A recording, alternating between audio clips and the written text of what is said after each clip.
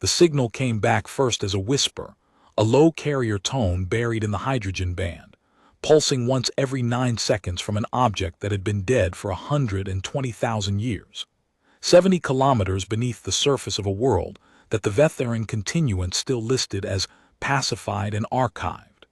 A dormant monitoring satellite had powered on by itself, and its first transmission reached the nearest vetharan relay buoy in under 4 minutes. Archivist Ren Soler caught the anomaly on a Tuesday, not because it was his job, it wasn't, but because the frequency matched a catalog entry he had been studying for 3 decades. He was standing in the deep stacks of the lithic archive, 700 meters beneath the city of Meridian Prime, surrounded by walls of compressed data crystal and the low hum of climate regulators that had been running without interruption for 62,000 years. The archive held the longest unbroken record of human civilization in existence.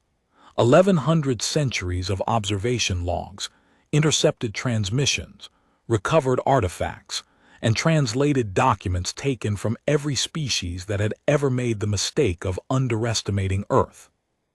Ren was 63 years old. He had spent 40 of those years in these corridors. He knew the sound of a vetharan carrier, pulsed the way a sailor knew the sound of a bell buoy in fog, not from experience, but from study so deep it had become instinct. He set down the translation folio he had been annotating and walked to the monitoring alcove built into the eastern wall of sublevel 12. The pulse was faint but unmistakable. "That's a vetharan tone," he said aloud to no one. The alcove confirmed it. The pulse signature matched Continuance Standard Relay Protocol, Vintage Epoch 3, which placed its origin somewhere in the range of 118,000 to 122,000 years before present. The source was broadcasting from beneath the Argent Basin, a stretch of high desert 3,000 kilometers west of Meridian Prime, where the topsoil was red and the wind never stopped, and the only structures visible from orbit were the tips of sensor masts that most people assumed were geological survey markers. They were not geological survey markers. Ren knew what they were. He had spent 11 years writing a monograph on the Vetharan Terraform Survey of Earth, a project so thoroughly buried by the Continuance's own archivists that even most Vetharans had forgotten it existed. He pressed his palm against the alert panel and sent a priority message to the Meridian Defense Coordination Office. The message was 3 words: "They're waking up." The response chain moved fast. Within 20 minutes, the archive's own security director was standing at Ren's station, reading the pulse analysis with the expression of a man who had hoped this particular alarm would trigger on someone else's shift. Within 40 minutes, the signal data had been authenticated by 3 independent sensor stations across the Western Hemisphere, all of which confirmed the same thing. A Vetharan satellite node at coordinates matching grid position 117 had entered its reactivation cycle and was broadcasting a handshake request to adjacent nodes. Within 90 minutes, the information had climbed through 6 layers of military review and landed on the desk of Marshal Ionades, commander of Earth's 4th Orbital District and the officer responsible for the 300 warships currently holding station above the Western Hemisphere. She read Ren's 3 words, pulled his file, saw 4 decades of service in the lithic archive and a publication record longer than most careers, and made a decision that would define the next 72 hours. "Bring him up," she said, "and put the basin on passive watch. No emissions, I want to see what wakes next." Ren Soler had never been above sublevel 4. When the elevator opened onto the surface concourse of Meridian Prime, the light hit him like a wall. Not sunlight, the concourse was enclosed, but the reflected glow of a city that had been building upward for longer than most civilizations had existed. Through the transparent ceiling panels, he could see the lower tiers of the canopy, the interconnected superstructure that linked Meridian Prime's tallest towers at the 400-story mark. Above that, visible through gaps in the structural lattice, the pale shapes of orbital platforms catching the afternoon sun. And above those, if he looked carefully, the faint silver thread of the orbital ring crossing the sky from north to south, so large it had its own weather systems along the inner surface. The vertigo was immediate and physical. Not the vertigo of height. Wren had lived underground his entire career, and heights did not bother him. This was something else. This was the vertigo of standing in the place that his entire life's work described, and realizing that description and experience were not the same thing. He had spent 40 years reading about what Earth had become. Now he was standing in it, and the scale was more than any document had prepared him for. A military transport was waiting. The officer who met him was young, sharp-eyed, and did not ask questions. They flew west at altitude, and Wren pressed his face to the viewport like a child, watching the world he had studied from below unfold beneath him. The first thing that struck him was the harbor. Meridian Prime's western port stretched along 40 kilometers of engineered coastline, and anchored above it in geostationary hover were 3 dreadnoughts of the 4th Orbital District's Coastal Patrol Wing. Wren had read their specifications in the archive, class designations, tonnage figures, armament manifests. But the documents had not prepared him for the sight of a warship 2 kilometers long hanging motionless in the afternoon haze, its hull catching the sunlight in a band of pale gray that ran from bow to stern like a brushstroke across the sky. The running lights along its ventral surface blinked in a slow, synchronized cadence, and beneath it in the harbor, civilian vessels the size of city blocks moved in orderly lanes, indifferent to the war machine above them. That indifference was the thing. Nobody looked up. The warships were furniture. They had been there, or ships like them, for so long that the citizens of Meridian Prime no longer registered their presence. Wren had spent his career reading about this reality from underground, seeing it was different. It felt like stepping into a painting he had been restoring for 40 years, and discovering that the colors were brighter and the scale was larger than any reproduction had suggested.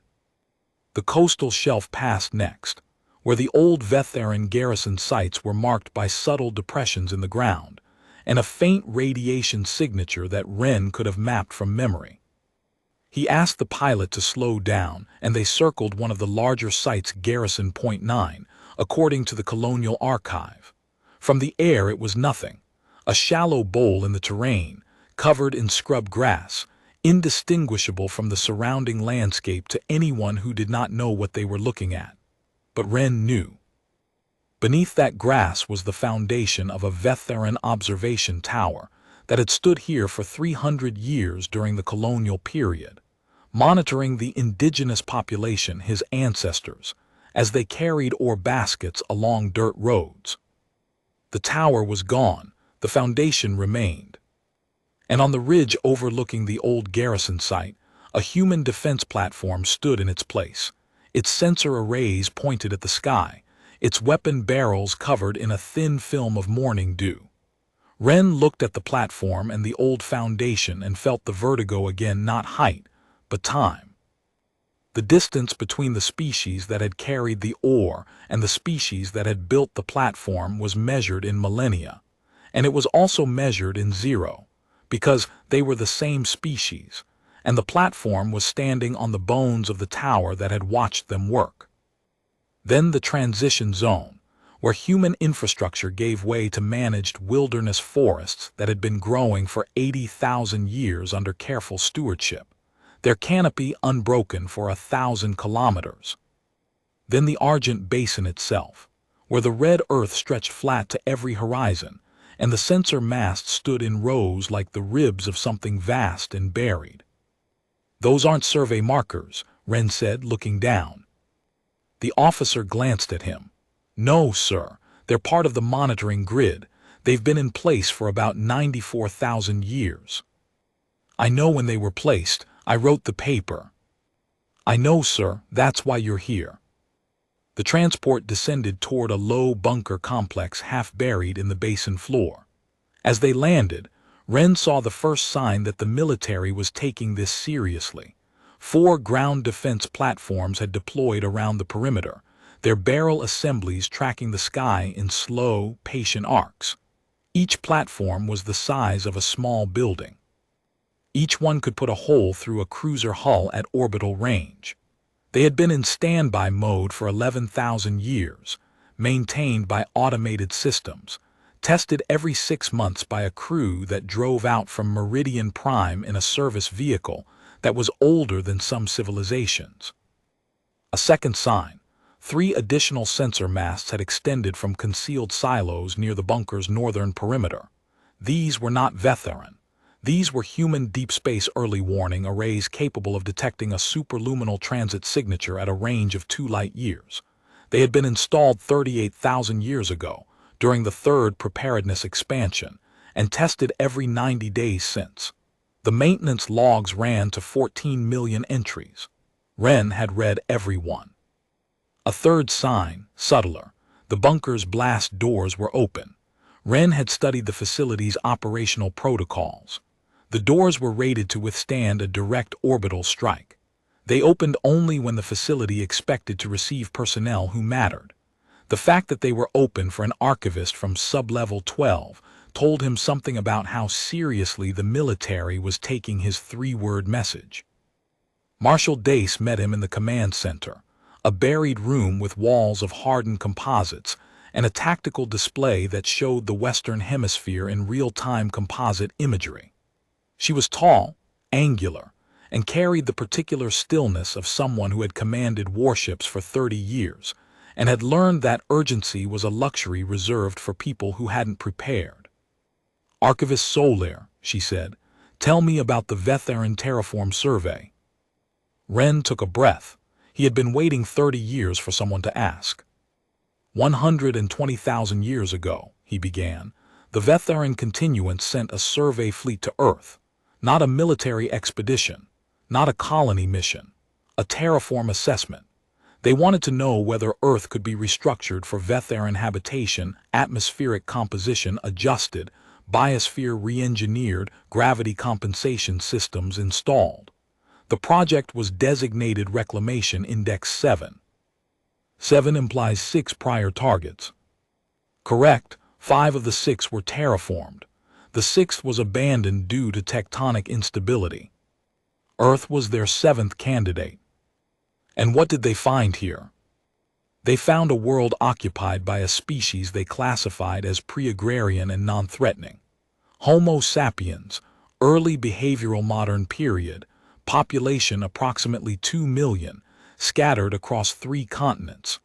The Vetharans conducted a full planetary survey over approximately 400 years.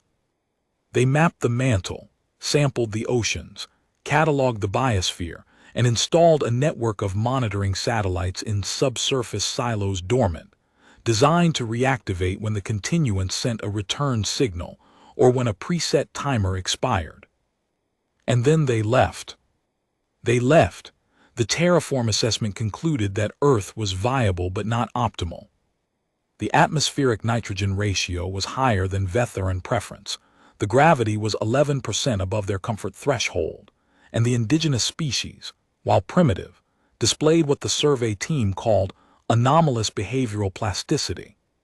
The lead surveyor's final notation recommended a waiting period of approximately 100,000 years to allow natural extinction or stagnation, after which the terraform could proceed without the complication of an active indigenous population. Marshal Dace studied him with eyes that missed nothing. Anomalous behavioral plasticity. It was a footnote, Marshal. 3 lines in a document that ran 14,000 pages. The surveyor noticed that the indigenous species was adapting faster than the predictive models could account for. Tool complexity increasing between observation cycles. Social structures reorganizing in real time. Language diversifying at a rate that suggested recursive generative grammar, something the Vetharan's own species had taken 400,000 years to develop. The surveyor also noted that a subpopulation had migrated across a land bridge into a new continent and achieved ecological adaptation within 200 years, a timeframe the models classified as impossible.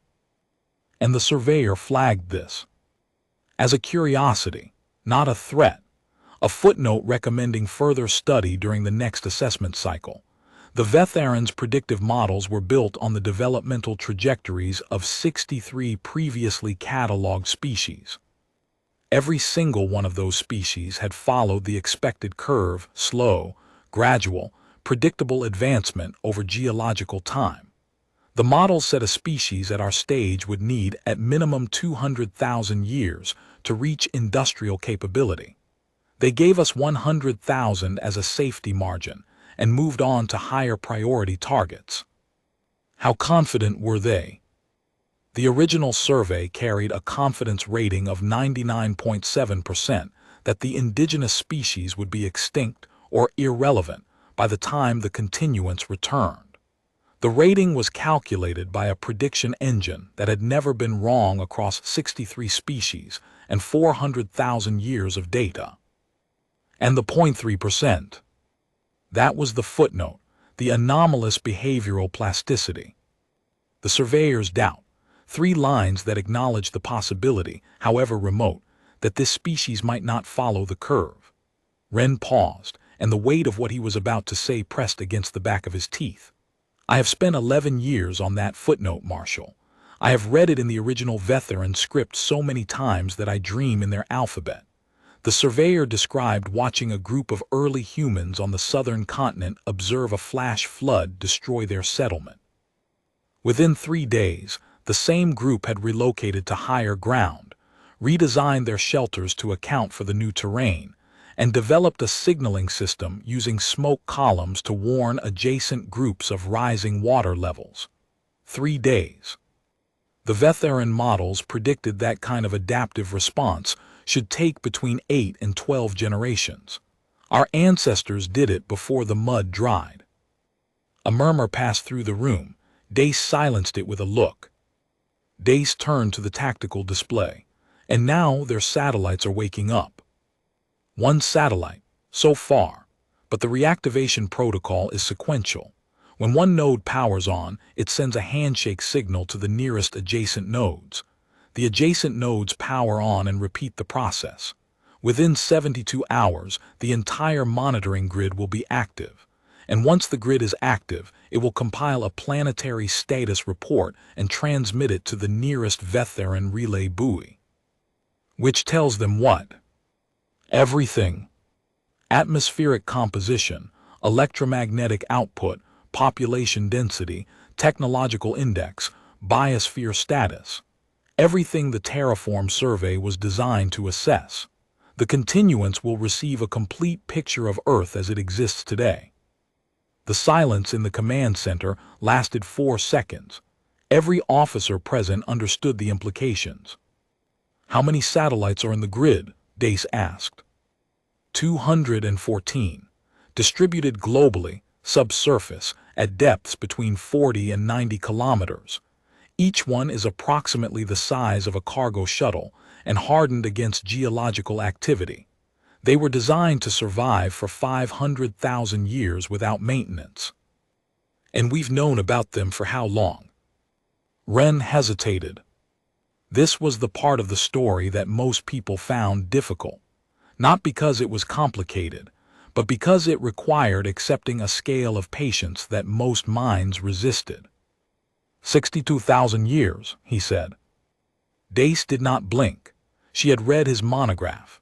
She had been briefed on the archive's holdings. But hearing it spoken aloud in a room full of officers still produced a particular kind of silence, the silence of people recalibrating what they thought they knew about the ground beneath their feet. We found the first one during the Karani excavation, Wren continued. 62,000 years ago, a deep-boring team punched through a sealed chamber 71 kilometers down and hit vetharan composites. The satellite was intact, dormant, and broadcasting a low-level maintenance pulse. The team pulled it out, and for the next 4 centuries our best minds studied it, not just the hardware, but the communication protocols, the data formats, the reactivation triggers, the anti-tamper systems. We decoded everything. Every transmission protocol, every handshake sequence, every relay routing algorithm. He paused, letting the weight of the next part settle. And then we put it back. You put it back. We put it back. Exact same chamber, same orientation, same maintenance pulse, restored to within 0.1% of its original parameters. We even repaired a microfracture in the housing that our extraction had caused. And we did the same with every satellite we located over the next 40,000 years.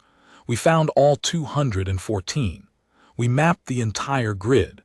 We decoded the reactivation protocol, the compilation algorithms, the report format. And then we sealed every single one back into its silo and left it functioning.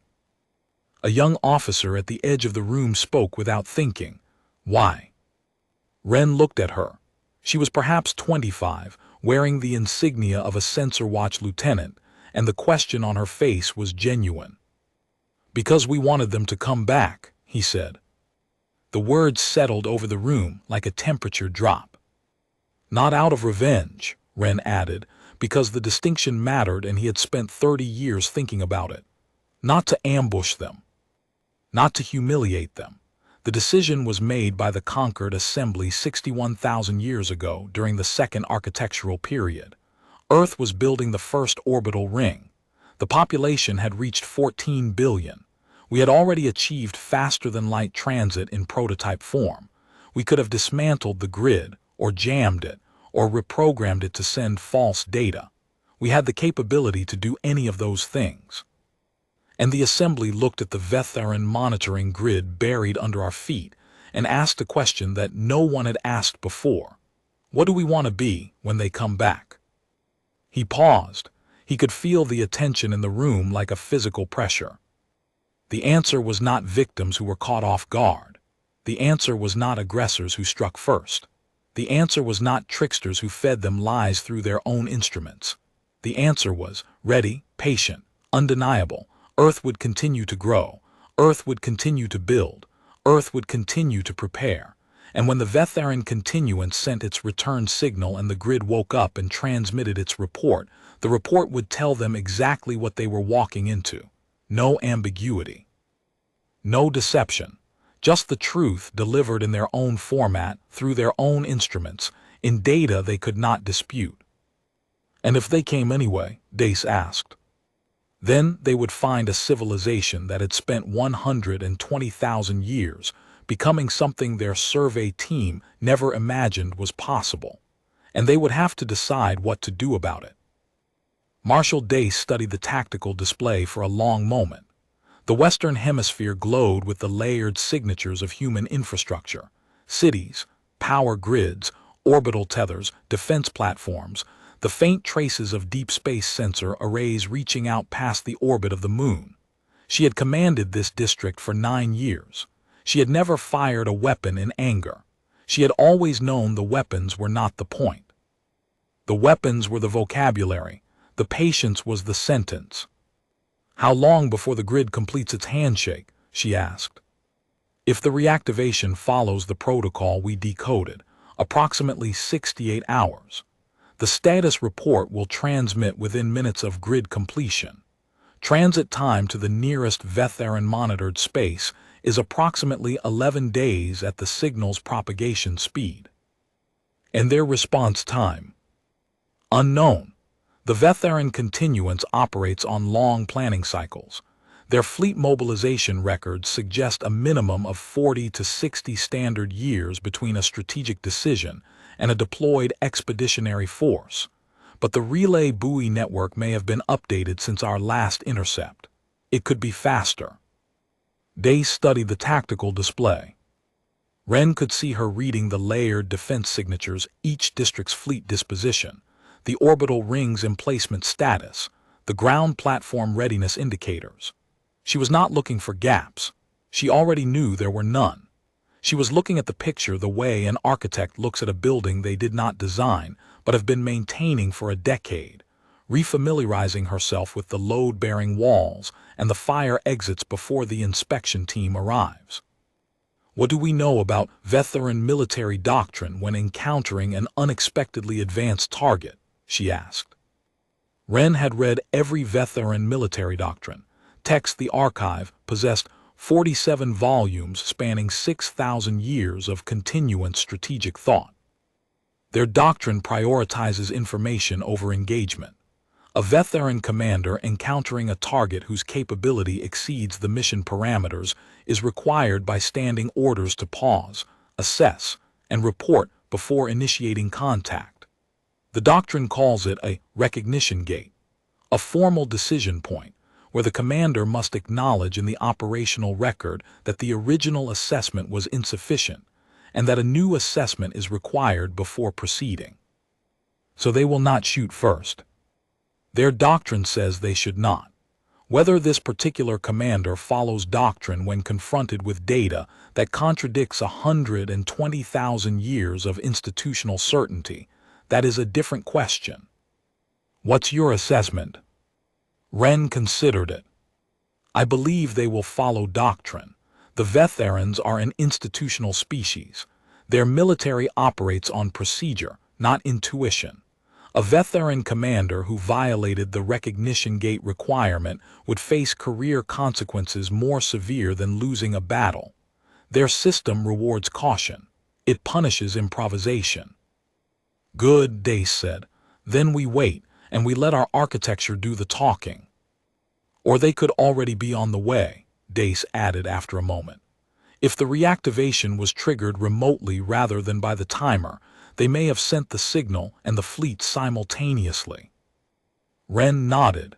He had considered the same possibility.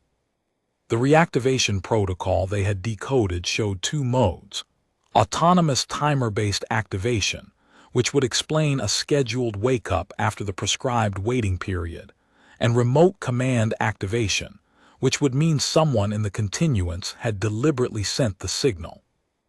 If it's the timer, he said, then the grid woke up because 120,000 years have passed and the waiting period expired. The vetharans may not even know yet. And if it's the remote command, then someone in the continuance decided it was time to check on their investment, and they may not be far behind the signal. The first confirmation came 31 hours later. Wren was in the command center's secondary analysis room, surrounded by holographic displays showing the sequential activation of the vetharan monitoring grid node after node, lighting up across the globe like a constellation being drawn across the surface of the Earth, when the sensor watch lieutenant flagged an anomaly. Her name was Tova Malik, and she had not left her station since the briefing. "Archivist," she said, and her voice was very controlled. "I have a gravitational disturbance at the edge of the system, bearing 274, distance approximately 900 million kilometers. It is consistent with a superluminal transit signature." Wren walked to her station. The display showed the outer system, the cold, dark space beyond the orbit of the gas giants, where nothing moved except comets and the occasional deep space monitoring probe. A cluster of gravitational anomalies had appeared at the edge of the sensor net, each one a brief, violent distortion in local spacetime consistent with a vessel dropping out of superluminal transit. "How many signatures?" Tova's hands moved across the display with practiced precision. 14 distinct emergence points, staggered over approximately 90 seconds. The largest displacement mass is consistent with a capital-class vessel. 2 additional signatures are consistent with heavy escort classification. The remaining 11 are lighter, possibly corvette or frigate equivalents. 14 ships. 14 emergence events. The actual ship count may be higher if they are using carrier launch deployment. Wren closed his eyes for a moment. 14 ships was not a terraform survey team. 14 ships, with a capital-class vessel as the anchor, was a preliminary assessment force, the vetharan equivalent of knocking on a door to see if anyone was home before sending the movers. The original terraform survey had used only 3 ships. This was nearly 5 times that complement, which meant the continuance was not entirely confident about what it would find. He opened his eyes and looked at Tova. "How long until they reach weapons range of the orbital ring?" Tova ran the calculation. At standard vetharan approach velocity, approximately 47 hours, but they are decelerating. If they maintain their current deceleration profile, they will reach observation distance in approximately 53 hours. They're being careful. They're being doctrinal. The approach profile matches a standard continuance Type 2 assessment approach, sensor-heavy, weapons-cold, with multiple deceleration gates for data review between stages. They expect to stop 3 or 4 times before reaching close orbit, which means they expect to find something worth studying, or something worth being careful about. Wren stared at the red markers and felt the weight of 120,000 years pressing down on the room like atmospheric pressure. Somewhere on that command vessel, a vetharan officer was reviewing sensor data that showed a world where sensor data should not exist in any form the officer could recognize. Somewhere on that bridge, a model was failing. And somewhere in the back of that officer's mind, the question was forming that the original surveyor had asked, and that the continuance had spent 120 millennia ignoring. What if we were wrong? Get me Marshal Dace. Dace arrived in the analysis room within 4 minutes. She had not been sleeping. Wren suspected she had not been sleeping since the first satellite woke up. "Show me," she said. Tova projected the outer system plot on the main display. 14 red markers hung at the edge of the chart, clustered in a formation that Wren recognized from the vetharan fleet doctrine texts he had translated 20 years ago. A standard approach wedge, with the command vessel at the center rear and lighter escorts arrayed in a defensive screening pattern ahead and to the flanks. They sent the signal remotely, Dace said. It was not a question. The grid activation was their advance notice. This is the follow-up. Wren nodded. The timing is consistent. If they dispatched the activation signal and the fleet simultaneously, the signal would arrive approximately 30 hours before the fleet, depending on the fleet's transit speed. They wanted the grid active and reporting before they arrived, so they could read the data on approach. Except the grid is not going to complete its handshake for another 37 hours, and the fleet is already here. They're early, or the grid is late. The original protocol assumed a transit time 3 days longer than what these ships achieved. The continuance has upgraded its drives since the survey era. It doesn't matter which, Dace said. They are in system, they are going to approach, and they are going to see us before the grid tells them what to expect. She turned to the tactical officer on duty. Contact 4th Orbital. I want the district at readiness condition 2. No active emissions, no provocative deployment. Passive watch only. Let them come inward. Marshal, the tactical officer said carefully. Readiness Condition 2 puts 312 warships on hot standby with weapons energized. If they have sensors comparable to ours, they will read the power signatures from the outer system. I know, Dace said. That is the point. They came to see what is here. Let them see it. Wren watched her and understood. This was not aggression. This was not provocation. This was the philosophy that the conquered assembly had articulated 61,000 years ago, enacted in real time. Be so visibly, so undeniably ready that the returning force had to make a conscious, informed choice about whether to proceed. Every warship in high orbit with its weapons energized but cold. Every defense platform tracking but not locking. Every orbital ring segment lit and operational. All of it visible. All of it patient. All of it saying the same thing without a word being spoken. We know you are here, we know why you came, and we are not hiding.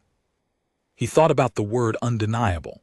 The conquered assembly had chosen it deliberately, 61,000 years ago. Not undefeatable, that was a military claim and could be tested. Not invincible, that was a boast and could be disproven. Undeniable. A word that meant the evidence was right in front of you in a format you trusted and no interpretation could make it go away. The orbital ring was undeniable. The warships were undeniable. The defense platforms were undeniable. And the grid, their own grid, maintained by the species they had written off, was the most undeniable thing of all. The next 12 hours brought a series of smaller escalations that Wren tracked from the analysis room like a historian, watching primary sources generate in real time. The Vetharan fleet performed 4 deceleration gates, each one a pause in their approach during which their sensor emissions spiked as they processed the latest data. At each gate, Tova reported, the fleet's communications traffic increased internal deliberations, ship-to-ship coordination, what appeared to be requests for guidance from the command vessel. At the second gate, the fleet's formation changed. The forward escorts, the lighter Corvette-class vessels that had been screening the approach, pulled back and reformed around the capital ship in a tighter defensive cluster. Wren recognized the formation from the Vetharan fleet manuals. It was a conservation posture, used when a commander assessed that forward positioning offered no tactical advantage because the threat environment was beyond the escort's capability to affect. In plain language, the escorts had realized they could not protect the command vessel from what was ahead, so they stopped trying and fell back to die alongside it. At the third gate, one of the escort vessels performed a rapid scan of Earth's lunar surface and detected the 14 defense installations on the far side weapons platforms that had been in operation for 42,000 years, hidden from Earthside observation but fully visible to anyone approaching from deep space. The escort transmitted the scan data to the command vessel, and the fleet's overall deceleration rate increased by 8%. They were slowing down further. They were being more careful. At the fourth gate, at a distance of approximately 1 million kilometers, the Vetharan fleet detected the deep space sensor, the array of monitoring stations that extended in a sphere around Earth to a radius of 2 light years, providing early warning of any approaching vessel. They would have realized at that point that Earth had known they were coming before they even dropped out of superluminal transit. That the readiness condition of the fourth orbital district had not been triggered by their arrival, it had been triggered by the satellite activation 31 hours before the fleet appeared. Earth had been watching for them since before they existed in this system. Wren imagined the moment of that realization on the Vetharan bridge and felt, for the first time, something close to sympathy. Over the next 28 hours, Wren Solaire watched the Vetharan fleet complete its final approach to Earth with the slow, methodical precision of a species that had been mapping star systems since before humanity discovered fire. They came in on a standard approach vector, decelerating in stages, and at each stage their sensor emissions changed. Wren could read the progression because he had spent years translating Vetharan fleet manuals recovered from the original survey sites. First came the broad-spectrum sweep, electromagnetic, gravitational, thermal casting, a wide net for the gross features of the system. Then the focused probe's atmospheric sampling at range, surface feature resolution, orbital body cataloging. Then the close-range assessment, population density mapping, technology index estimation, threat level classification. He watched from the analysis room as the Vetharan fleet's sensor picture of Earth assembled itself, and he tried to imagine what the officers on those ships were seeing as each layer resolved. First, the orbital ring. They would have detected it on the broad sweep as an anomalous mass concentration in equatorial orbit. On the focused probes, it would have resolved into a structure, 12,800 kilometers in diameter, encircling the planet in a continuous band of silver-white composites and embedded power systems. The ring had been completed 44,000 years ago and expanded 6 times since. It held docking facilities for over 2,000 warships, habitat modules for 9 million permanent residents, and a defense grid that could engage targets at lunar distance. Wren knew that nothing in the continuance's current infrastructure matched it. The Vetharan's largest orbital structure was a shipyard complex 1,100 kilometers across. The ring was an order of magnitude beyond that. Then the cities.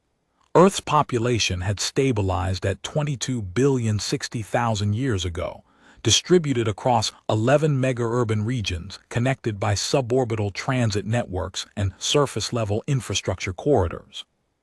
Meridian Prime alone covered 14,000 square kilometers and reached 400 stories at its tallest points. The canopy, the interconnected superstructure linking the upper tiers, was visible from orbit as a faint geometric pattern overlaying the city's footprint, a web of structural members and transport lines that from above looked like the nervous system of something alive. And Meridian Prime was only the third largest city. The vetharan sensors would have detected Solace Reach on the opposite hemisphere, which covered 22,000 square kilometers and extended underground to a depth of 2 kilometers, with subsurface transit networks that connected to 7 neighboring urban regions in a continuous inhabited zone, larger than any single structure the continuance had ever built.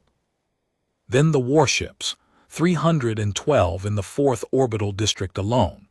Earth maintained 8 orbital districts, each with its own fleet. The total active-duty ship count was 2,400, ranging from fast corvettes the size of vetharan cruisers to dreadnoughts that massed more than anything the vetharan continuance had ever built. The dreadnoughts were the ones that would have stopped the vetharan sensor officers mid-calculation. Each one was a city in its own right 2 kilometers from bow to stern, with hull plating that incorporated 60,000 years of materials science, weapons arrays that drew power from contained stellar reaction cores, and crew complements of 12,000. The vetharan capital ship, the largest vessel in their assessment fleet, would have fit inside a dreadnought's forward hangar bay. And there were 9 dreadnoughts in the 4th district alone, 72 across all 8 districts. They sat in their orbital berths with running lights on and weapons cold, visible and patient, like a city's walls seen from the road. Then the defense platforms, ground-based, orbital, and lunar. 1,200 installations in total, layered in overlapping fields of coverage that left no approach vector unaddressed.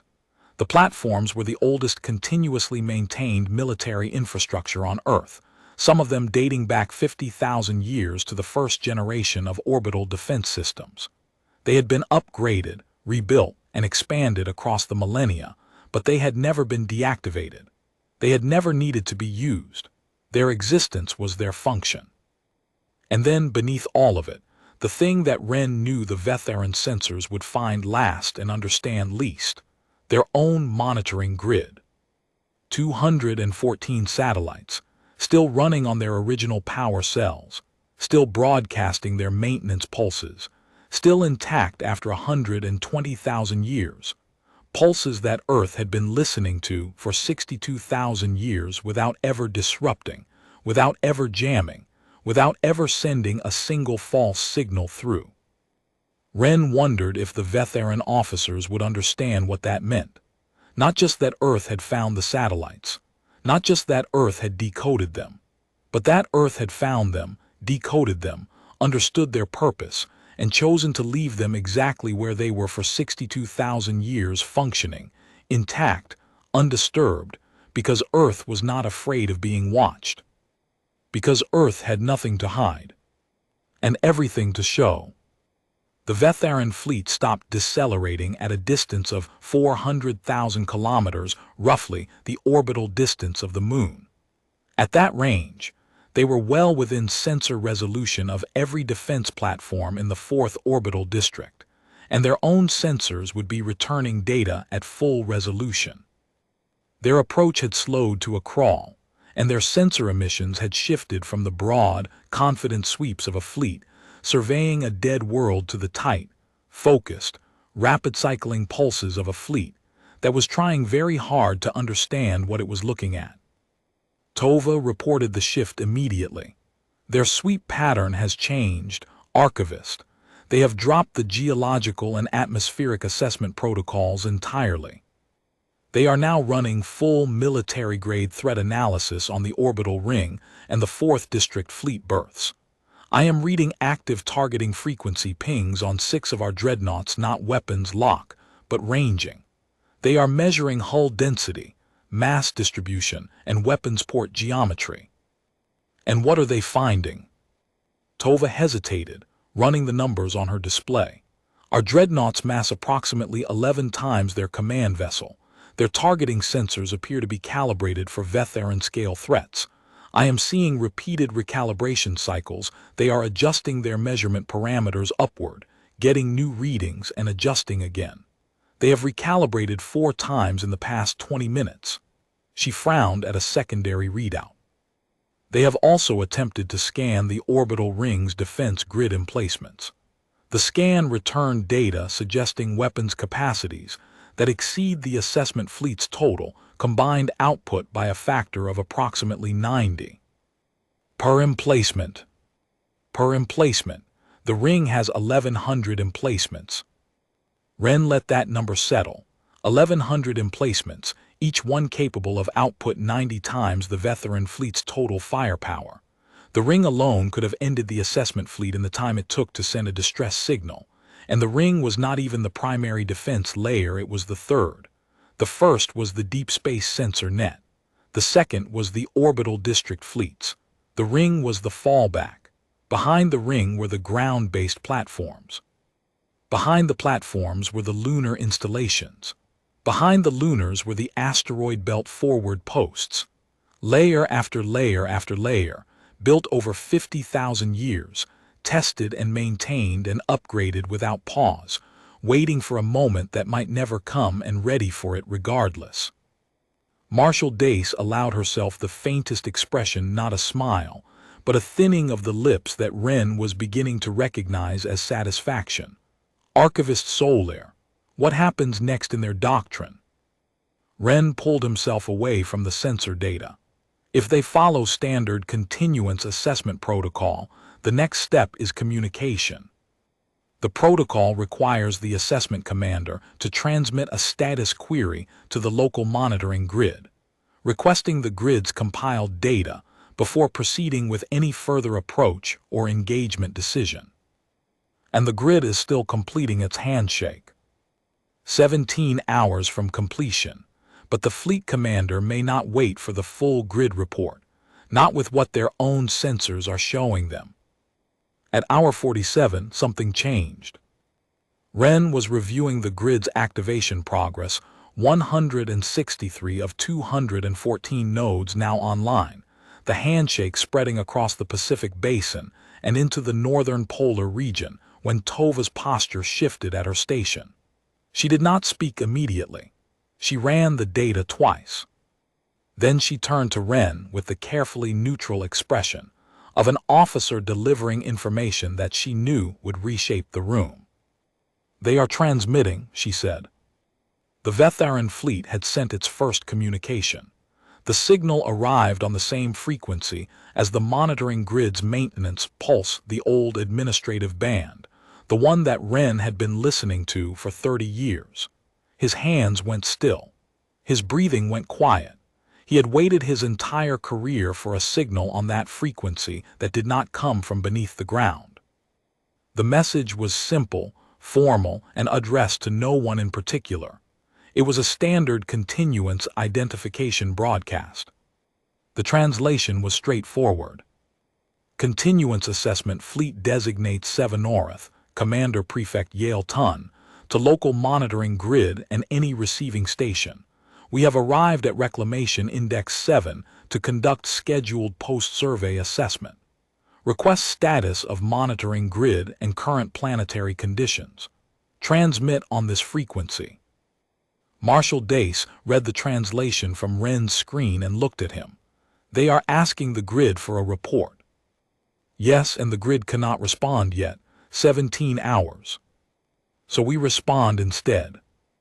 Wren felt the weight of the moment settle on his chest like a stone. This was the point of contact. This was the line that 61,000 years of preparation had been drawing toward, not with weapons, not with threats, with a reply in their own language, through their own channel, in their own format. May I compose the response, he said. Dace nodded. Wren wrote the message in fluent vetharan administrative script, the same dialect, the same formal structure, the the same bureaucratic precision that the original survey team had used 120,000 years ago. He chose every word with the care of a man who had spent his life learning to speak to people who had never expected him to speak at all. The message read: Lithic Archive, Meridian Prime, Earth, to Continuance Assessment Fleet 7 North and Commander Prefect Yale Tun. Your monitoring grid is currently completing its scheduled reactivation sequence. Grid status report will transmit in approximately 17 hours. In the interim, we can provide a summary of planetary conditions directly. Current population, 22 billion. Technological index, post-stellar. Atmospheric status, unmodified, stable. Terraform assessment status, inapplicable. Earth is occupied by its indigenous species, which has achieved independent faster-than-light capability, maintains 2,400 active warships in 8 orbital districts, and has been aware of the monitoring grid's existence and purpose for 62,000 years. We chose to leave the grid intact. We are prepared to discuss the implications of this decision at your convenience. Respectfully, Archivist Ren Solaire, Lithic Archive. He read it once, changed nothing. Looked at Marshal Dace, who read the translation over his shoulder and nodded once. The nod of a commander who recognized that the first shot in this engagement was not a weapon but a sentence, and that the archivist from sub-level 12 was the best marksman in the room. He transmitted it. The Vetharan fleet went dark for 9 hours. Not silent, their drives were still running.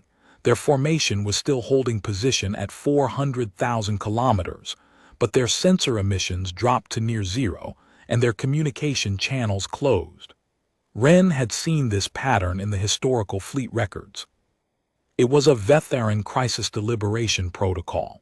The commander had received information that exceeded the parameters of the mission briefing, and the fleet had withdrawn into itself to process. During those 9 hours, 12 more satellites completed their handshake. The grid was now 61% active. Ren tracked the activations on a secondary display, watching nodes light up across South America, Central Africa, and the Indo-Pacific basin. Each node that came online added its sensor data to the growing composite atmospheric readings, seismic profiles, electromagnetic surveys, and each one was feeding back a picture of Earth that bore no resemblance to the world the Vetharans had archived. Tova flagged a detail that made Ren's throat tighten. Archivist, the grid node in the Karani region, the first satellite we ever found, has just completed its handshake. Its diagnostic packet includes an internal timestamp of its last maintenance cycle. She paused. The timestamp matches the date we returned it to its silo, 62,000 years ago, to the day. Ren stared at the data. The satellite's internal clock, running on Vetharan timekeeping, had logged the moment when human hands had placed it back in the ground. It had recorded the event as routine maintenance, because the anti-tamper protocols had not been triggered, because humans had been careful enough, patient enough, skilled enough, disciplined enough to handle a piece of alien technology without leaving a trace the machine could detect. 62,000 years, and the satellite still did not know it had been studied. It thought it had been sleeping undisturbed. It would report to the continuance that its operational history was nominal, uninterrupted, and unremarkable. The lie would be told by the Vetharan's own instrument, and the truth would be standing in orbit above it, 2 kilometers long and lit with running lights. Ren used the time. He ate for the first time in 20 hours. He walked the corridors of the bunker complex, past young officers who watched him with expressions that mixed curiosity and something close to awe, not because of who he was, but because of what he represented. The archivist who had spent 4 decades underground reading alien documents, and those documents were now the most important thing on the planet. He found himself on the bunker's observation level, looking out across the Argent Basin at sunset. The red earth glowed in the low light, and the sensor masts cast long shadows that stretched east toward the horizon.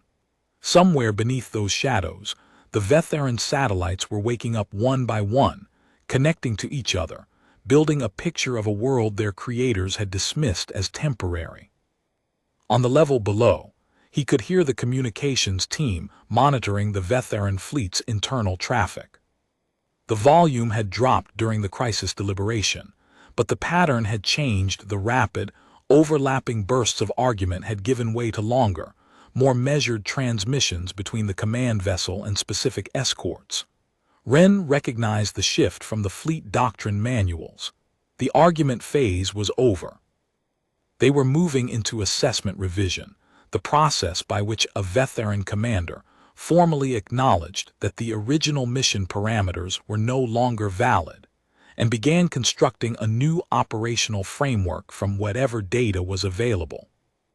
They were adapting, slowly by vetharan standards, a process that would take hours where a human commander might manage it in minutes, but they were adapting. Wren found a grim respect in that. The vetharans were not stupid. They were methodical, thorough, and bound by institutional processes that rewarded caution and punished deviation. The fact that a vetharan commander could receive data that contradicted 120,000 years of institutional certainty and respond by revising the framework rather than attacking the anomaly spoke to a kind of discipline that Wren understood. It was not so different from the discipline that had kept humans from dismantling the grid. Different species, different timescales, the same fundamental choice. Do you destroy what you don't understand, or do you try to understand it first? He thought about the surveyor who had written the footnote. A vetharan scientist, unnamed in the archive. Wren had searched for the name across 11,000 documents and never found it. Someone who had looked at early humans and noticed something the models could not explain. Anomalous behavioral plasticity. 3 lines in 14,000 pages. A whisper of uncertainty in a report built on certainty. That surveyor had been right to doubt, and no one had listened. The doubt had been filed, archived, and buried under a confidence rating of 99.7%. Wren felt something shift in his chest, not pride, not anger, but something harder to name. It was the feeling of standing in a place that ancestors had built for exactly this moment, knowing that 61,000 years of decisions had been aimed at these hours, and knowing that an archivist from sublevel 12 was the one translating the conversation. He went back to the command center. At hour 56, the vetharan fleet broke its silence. The response came on the same administrative frequency, in the same formal dialect, and Wren translated it as it arrived, word by word. Commander Prefect Yale Tun, Continuance Assessment Fleet 7 North, to Archivist Wren Solaire, Lithic Archive, Earth. Your transmission has been received and verified against our independent sensor data. Verification confirms the claims are broadly consistent with observed conditions. We are unable to reconcile the current state of this world with the predictions of the original terraform survey. We request clarification on the following points. First, how did the indigenous species achieve faster-than-light capability without external uplift or cultural contact? Second, how did the indigenous species locate and decode the monitoring grid without triggering the grid's anti-tamper failsafe protocols? Third, why did the indigenous species choose to leave the monitoring grid intact rather than disable or reprogram it? We await your response. This communication does not constitute recognition of territorial sovereignty. Assessment protocols remain in effect. Dace read the translation and raised one eyebrow at the final line. They are asking us how we did it, and reserving the right to take it anyway. They are asking because they cannot understand, Wren said. Their entire civilization is built on predictive models that have never been wrong. 63 species, 400,000 years of data, and every single one followed the curve. We are the first exception in their history. The questions are not diplomatic, they are existential. They need to know how this is possible. And the sovereignty disclaimer. Standard continuance legal posture. They cannot recognize our claim without authorization from high command. It is a bureaucratic reflex, not a threat. Answer their questions, and answer the disclaimer too. Wren composed the second response with the same care as the first. He took his time. Earth had waited 120,000 years. A few more minutes cost nothing. Archivist Wren Solaire, Lithic Archive, to Commander Prefect Yale Tun. To your first question, the indigenous species achieved faster-than-light capability approximately 58,000 years ago through independent research conducted over 11,000 years of incremental theoretical and engineering development. No external uplift was involved. No cultural contact with any spacefaring species occurred prior to or during this development. Your original survey noted what it termed anomalous behavioral plasticity. This observation, dismissed as a statistical outlier in the final assessment, was in retrospect the earliest observable indicator of a rate of cognitive and technological development that exceeded all previously cataloged trajectories. Your models were not wrong in their methodology. They were incomplete in their data. They had never encountered a species like us. To your second question, we located the first monitoring satellite 62,000 years ago during a deep geological excavation. The anti-tamper failsafe protocols were sophisticated but static. They were designed to detect interference from a pre-industrial species using mechanical tools and chemical processes. We were no longer pre-industrial when we found them. We decoded the communication protocols over 4 centuries of study using methods the failsafe systems were not designed to detect. No satellite component was physically altered during our analysis. The grid does not know it was studied. To your third question, we left the monitoring grid intact because we wanted you to see us as we are. Not through our own claims, which you might dispute. Not through diplomatic channels, which you might distrust. Through your own instruments in your own data format, compiled by your own technology, using assessment criteria your own civilization designed. When the grid completes its report, it will confirm everything we have told you, in terms your systems are built to trust. We left your eyes in our ground so that, when this moment arrived, there would be no room for doubt. To your disclaimer regarding territorial sovereignty, Earth does not require the continuance's recognition. We note it for the record. Respectfully, Archivist Wren Solaire. He transmitted the message and sat back. His hands were steady. His pulse was not. 40 years in the archive had prepared him for this conversation, the language, the protocols, the cultural context, the precise formal register that a vetharan continuance officer would expect. But nothing had prepared him for the sensation of being the voice of a civilization. Every word he had chosen carried the weight of 61,000 years of decision-making by people he would never meet, built on a foundation of patience that had started before the first orbital ring segment was forged. He looked at his reflection in the dark surface of the analysis room's secondary display. An archivist, ink stains on his fingers, a monograph nobody had read until 3 days ago, and now the vetharan continuance was reading his words and going silent. The fleet went dark again, this time for only 3 hours. Tova tracked their internal communications traffic during the blackout. She could not decrypt the content, but she could measure the volume. Traffic density is approximately 400% above normal fleet operations, she reported. They are arguing. They are recalibrating, Wren said. Every model they have is failing. They came here expecting to survey a terraforming candidate and found a civilization that read their mail, left it on the table, and built a fortress around it. Their entire assessment framework has collapsed. They need a new one, and they are building it in real time. When the response came, it was shorter than the previous ones. The formal diplomatic structure had thinned. The bureaucratic qualifiers were gone.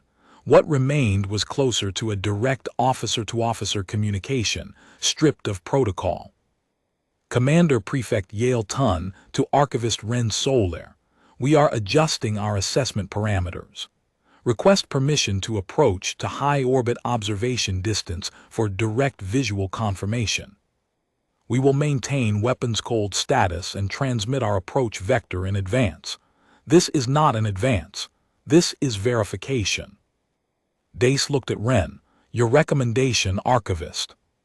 He appreciated that she said it, even though they both knew the decision was hers. She was giving him the moment because the moment was his, because 40 years in the archive had earned it, and because the conversation happening on that old frequency was the conversation his entire career had been preparation for. Let them look, Wren said. That has always been the plan. Dace issued the order.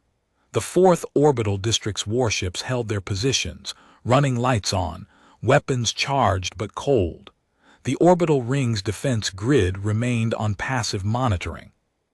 The ground-based platforms tracked the approaching fleet with the patience of systems that had been doing exactly this for 50,000 years. Everything was visible, everything was undeniable, and everything was restrained. The Vetharan fleet moved inward over 12 hours, closing from 400,000 kilometers to high orbit approximately 2,000 kilometers above the surface. They transmitted their approach vector as promised. They came in on a trajectory that took them past the orbital ring's northern arc, giving them a close-range optical pass of the ring's surface infrastructure, the docking pylons, the defense grid emplacements, the habitat modules with their running lights visible through viewport panels. Wren watched from the command center as the fleet's visual sensor emissions were captured by Earth's monitoring systems. He could tell what they were looking at by the direction and intensity of their optical arrays. They lingered on the ring for 11 minutes. They swept the surface cities for 23 minutes. They spent 41 minutes studying the 4th District fleet berths, moving their optical sensors from ship to ship, measuring, comparing, recalibrating. Then they looked at the Argent Basin. Wren felt his pulse increase when the optical arrays swung toward the Western Hemisphere. He knew what they would see from orbit: the red desert, the rows of sensor masts, the low bunker complex. And beneath those masts, their own satellites, still pulsing, still intact. Tova confirmed it. They are scanning the basin, Archivist, specifically the grid access points. I believe they are verifying that the satellite maintenance pulses match their original specifications. Do they match? To within 0.1%, as we maintained them. They maintained them, a voice said from the doorway. Marshal Dace, who had been observing from the command center via remote feed, had come to the analysis room in person. She stood in the doorway with her hands clasped behind her back, watching the display that showed the Vetharan fleet's optical arrays focused on the basin. 62,000 years. They found our instruments, decoded them, understood them, and kept them running for us. So that when we came back, our own technology would tell us the truth. She shook her head. That is not something a primitive species does. That is something a patient one does. Wren looked at her and realized that she understood. Not just the tactical situation, every officer in the room understood the tactical situation. Dace understood the philosophy. The grid had been left intact not as a trap, not as a surveillance tool turned against its makers, but as a bridge, a translation layer between two civilizations separated by 120,000 years, offering the returning species the one thing that no military force could provide: certainty. The certainty of their own data, gathered by their own instruments, delivered in their own format. A truth they could not dispute, because they had built the systems that measured it. At hour 68, the monitoring grid completed its handshake. All 214 nodes were online, synchronized, and compiling. The status report took 4 minutes to assemble from the global dataset atmospheric composition at 1,200 sampling points, electromagnetic spectrum analysis across every inhabited frequency band, biosphere cataloging at the kingdom level, population density mapping at subcontinental resolution, and technological index assessment using the Vetharan's own classification framework. The report transmitted on the old relay frequency at 14, 37 local time. The assessment fleet, in high orbit, intercepted it directly. Wren did not need to read the report.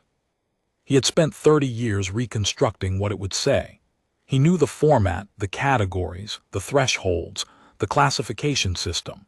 He knew that the report's technological index field had a maximum value, a ceiling the vetharan designers had built into the assessment protocol, because they had never imagined a species exceeding it. And he knew that Earth would exceed it.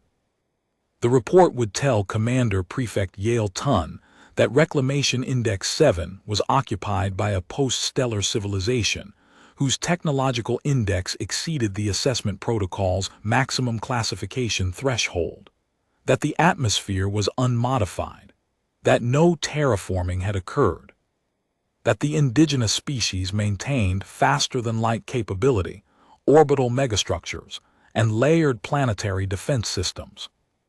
And the final field, the terraform recommendation, would return a result the protocol had never anticipated. The original system had two options: viable, proceed with authorization, or not viable, recommend alternative target. The grid would return a third result, one that existed nowhere in the vetharan documentation because no one had ever needed it. Assessment parameters exceeded. Indigenous species has surpassed all catalog development trajectories. Terraform not applicable. Recommend immediate withdrawal. The room was silent as the report propagated. Wren watched the communications displays, tracking the moment the vetharan fleet received it. Their sensor emissions, which had been cycling in steady assessment patterns, stopped. All 14 ships went simultaneously passive drives holding, sensors on receive only, communications dark except for a single internal channel between the command vessel and the rest of the fleet. 3 minutes passed. The internal channel carried a burst of encrypted traffic, short, intense, the rhythm of a commander issuing orders rather than requesting input. Then at 14:41, 4 minutes after the report transmitted, Commander Prefect Yale Tun sent his final communication. Commander Prefect Yale Tun, Continuance Assessment Fleet 7 North, to Archivist Wren Solaire and the authorities of Earth. The monitoring grid status report has been received and verified against our independent sensor data. The two datasets are fully consistent. We acknowledge that the terraform assessment designated Reclamation Index 7 is no longer applicable. We acknowledge that the indigenous species has developed beyond all projected parameters and beyond the assessment protocol's classification capability. We are withdrawing to the system boundary to await further instructions from Continuance High Command. We will deactivate the monitoring grid's relay protocols upon departure so that no further automated transmissions are sent to the Continuance relay network. The grid's physical components are yours. They have been yours for longer than we understood. This assessment is concluded. End of file. Wren read the message. He read it again. He read it a third time, and then he set down the stylus he had been using to annotate the translation and placed both hands flat on the desk, because his hands were shaking and he did not want anyone to see. 3 words in the last line hit him harder than any weapon could have. The grid's physical components are yours. They have been yours for longer than we understood. That was the concession, not sovereignty, not territory, something deeper. The admission that the vetharan continuance had made a mistake so large, it took 120,000 years to measure, and that the proof of that mistake had been running under their feet the entire time, maintained by the species they had dismissed. He set down the translation folio and walked out of the command center, through the corridor, past the officers who had been standing watch for 3 days. Tova looked up as he passed her station. She said nothing. Her eyes were bright, and she pressed her lips together, and she gave him a single nod that contained more than any debriefing report ever would. He climbed the stairs and stepped out onto the bunker's observation deck. The afternoon sun was turning the argent basin to copper and gold. The sensor masts threw long shadows across the red earth. The wind was warm and dry, and carried the faint scent of mineral dust from the deep desert. He stood there for a long time. He thought about the unnamed surveyor, standing on the same ground 120 millennia ago, looking at the same sky, writing 3 lines about a species that did not fit the model. A scientist whose doubt had been filed and forgotten, whose footnote had been the most important observation in the history of the vetharan continuance, and who would never know it. He thought about the Concord Assembly 61,000 years ago, standing in a chamber that no longer existed, making a decision that would outlive them by 600 centuries. Leave the grid. Let them come. Be ready. Be patient. Be undeniable. They had not known who would be standing here when the moment came. They had not known it would be an archivist from sublevel 12 with ink stains on his fingers and a monograph nobody had read. They had only known that someone would be standing here, and that the answer would be the same no matter who it was, because the answer was not a person. The answer was a civilization that had been building toward this moment for longer than most species existed. He thought about the word homecoming. The vetharans had come home to a property they had abandoned, but so had Wren. He had spent 40 years underground studying a world he had never seen. Today he had seen it. The harbor, the warships, the canopy, the old garrison sites, the defense platforms standing where observation towers had stood. He had come up from the archive and discovered that the world he had documented was real, and that it was larger and more patient and more ready than any document could capture. The vetharans' homecoming had shown them that they were small. Wren's homecoming had shown him that he was part of something vast. Above the basin, the first stars were appearing in the darkening sky. Among them, too faint to see with the naked eye, the running lights of warships in their orbital berths, 312 in this district alone, 2,400 across the planet, patient and ready and undeniable. And somewhere beyond the system's edge, 14 vetharan ships were accelerating outward, carrying a report that would travel back to the continuance and land on the desk of someone who would have to decide what a footnote was worth. Ren Solar stood on the observation deck and breathed the air of a planet that had never been terraformed. That had never needed to be. That had spent 120,000 years becoming something no survey, no model, and no predictive engine built on 63 species and 400 millennia of data had ever imagined was possible. The wind came off the basin, carrying dust older than the continuance itself. He did not speak. There was nothing left to say. The grid's report had said it all in vetharan, through vetharan instruments, in vetharan data formats, using vetharan assessment criteria. Earth had answered the question in the only language that could not be argued with, its own.